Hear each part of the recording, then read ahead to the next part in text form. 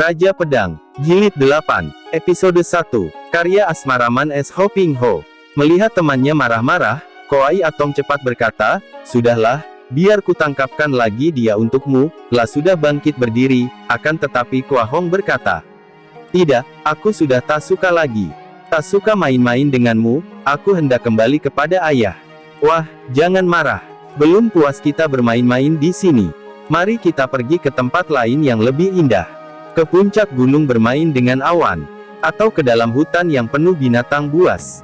Aku tahu banyak tempat indah." "Tidak," jawab Kua Hong yang mendapatkan pikiran untuk pergi meninggalkan orang ini, lah mulai mendapat perasaan tak enak, takut kalau si gila ini tak mau melepaskannya kembali. "Kalau kau bisa mencarikan ikan bersisik kuning, emas dari telaga ini, baru aku mau main-main lagi." Koai Atong memandang ke arah telaga. Banyak ikan-ikan kecil besar berloncatan, kadang-kadang keluar jauh dari permukaan air, akan tetapi tidak ada yang bersisik kuning rias, kesemuanya putih atau hitam. "Mana ada ikan bersisik kuning emas?" tanyanya ketolol-tololan. "Tentu saja ada, di dalam telaga. Ataukah barangkali kau tidak becus menangkapnya? Kalau kau tidak becus, kau tidak berharga menjadi temanku bermain-main." Koai Atong nampak gugup. Baik, akan kutangkapkan untuk Kernu. Kau tunggu dan lihatlah." Tiba-tiba tubuhnya yang tinggi besar itu berkelebat ke arah telaga dan, biur. Koai Atong telah terjun ke dalam air itu. Wajah Kua Hong berubah. Celaka, kiranya dia pun setan air yang pandai bermain di air. "Inilah kesempatan baik, aku harus pergi meninggalkan tempat ini."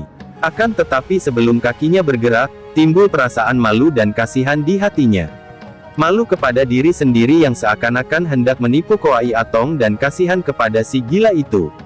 "Dia amat baik kepadaku, sampai-sampai mau menyelami telaga, untuk mencarikan ikan, masa aku begitu rendah hati untuk menipu dan meninggalkannya?" Kua Hong ragu-ragu. Anak ini sudah banyak dijejali filsafat tentang kebajikan dan terutama tentang kegagahan dan keadilan oleh ayahnya, maka dia menjadi ragu-ragu untuk meninggalkan Koai Atong yang sengaja dia suruh menyelam di telaga. Selagi ia ragu-ragu, tiba-tiba terdengar suara orang, "Nah, ini dia anak Hoa San It Kiam." Dan muncullah seorang laki-laki yang membuat Kua Hong menjadi pucat renukannya karena mengenal orang ini sebagai orang yang telah menculiknya. Lalu muncul dua orang lain yang berpakaian sebagai pendeta-pendeta agama Tuk Tosu, akan tetapi tidak seperti para Tosu biasanya, di atas rambut mereka terdapat hiasan bunga teratai. "Mana bocah nakal yang gila itu?" tanya seorang di antara dua orang Tosu tadi sambil memandang ke kanan kiri.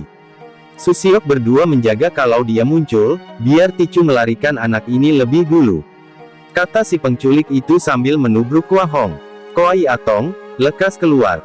Tolong aku." Kua Hong berteriak-teriak sambil loncat mengelak dan lari mendekati telaga. Penculik itu sambil tertawa lebar mengejar. "Hendak lari kemana kau?" Tiba-tiba muncul kepala Koai Atong dari permukaan air dengan kedua tangan memegang dua ekor ikan.